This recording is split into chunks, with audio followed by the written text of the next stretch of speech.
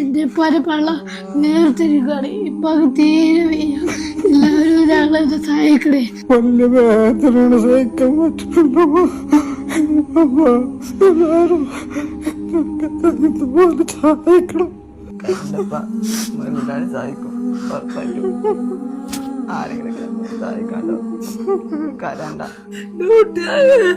പാപ്പ മോളെ നാളെ ഞാൻ 29 കൊല്ലം പ്രവാസിയായിട്ടുള്ള ഒരു മനുഷ്യനാണ് നിങ്ങളുടെ മുന്നിൽ കരള് മാറ്റി വെക്കാൻ പണമില്ലാതെ കിടക്കുന്നത്.